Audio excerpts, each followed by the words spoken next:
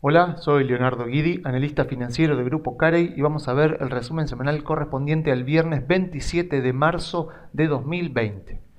Bueno, arrancamos con Estados Unidos, donde vemos que finalmente el Standard Poor's ha hecho un primer piso luego de la baja iniciada en febrero con motivo de la pandemia del coronavirus.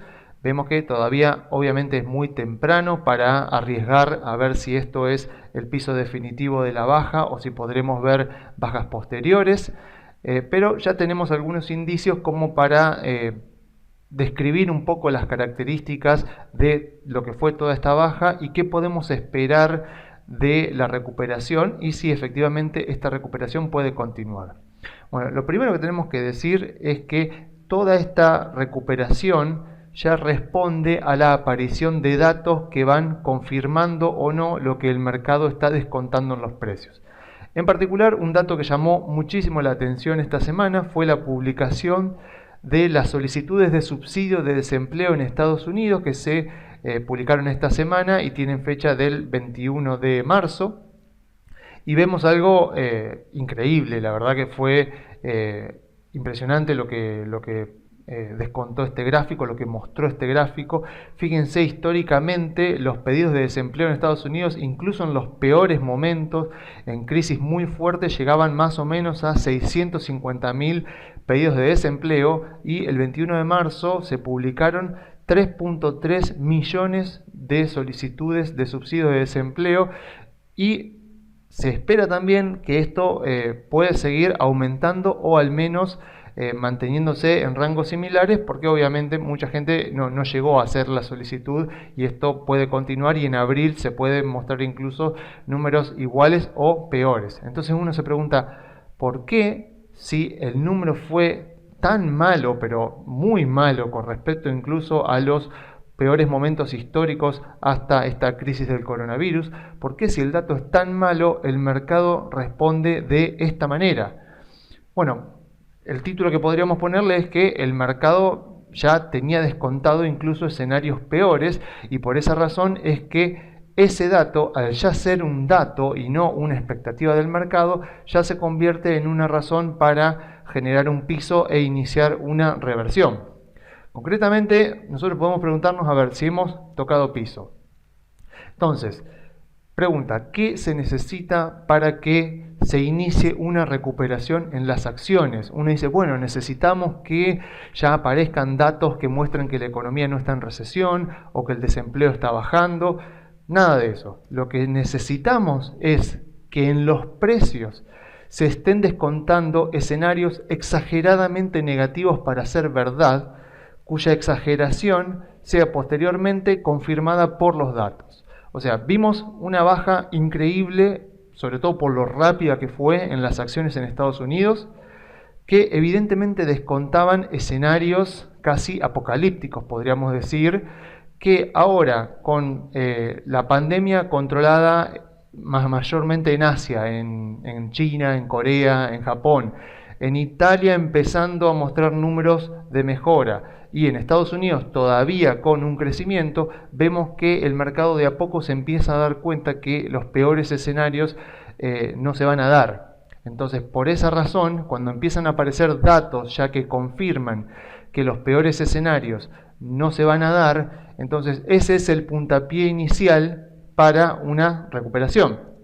Recordemos entonces, las acciones no necesitan una confirmación total de los datos para comenzar una recuperación y el mejor ejemplo de esto lo vemos en lo que fue la crisis financiera de 2008.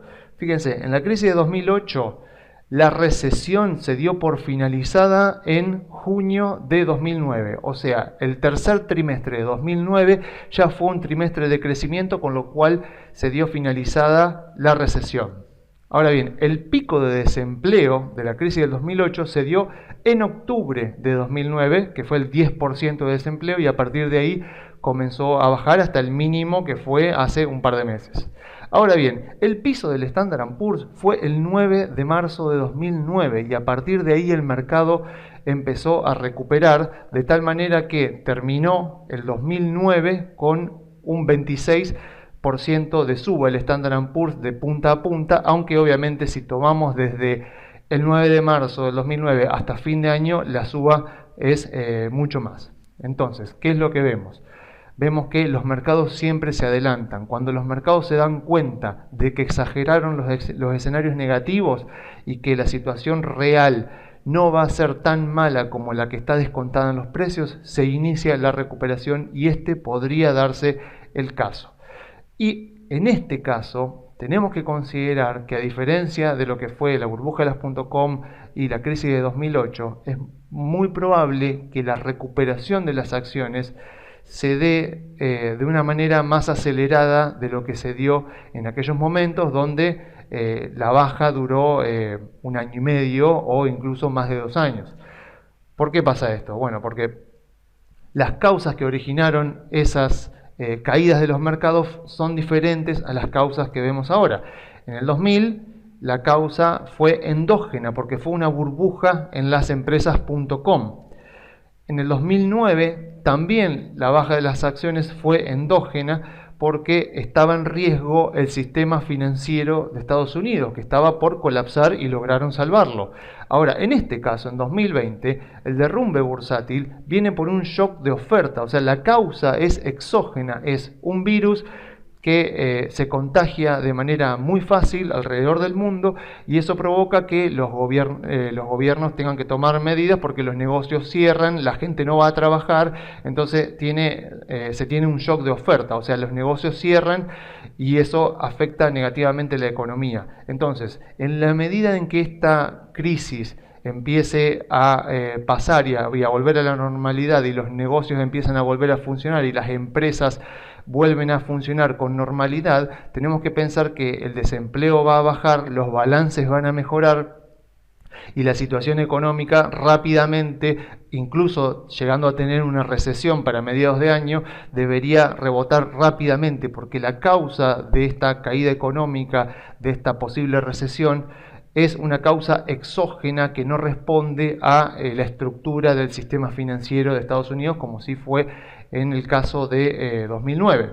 Entonces, para ir concluyendo, ¿qué hacer? Decimos, bueno, a ver, estamos en un rebote, ¿podría ser el rebote definitivo o no? ¿Qué podemos hacer? Bueno, en primer lugar, obviamente, si llegamos a estar comprados antes de febrero, no desesperar.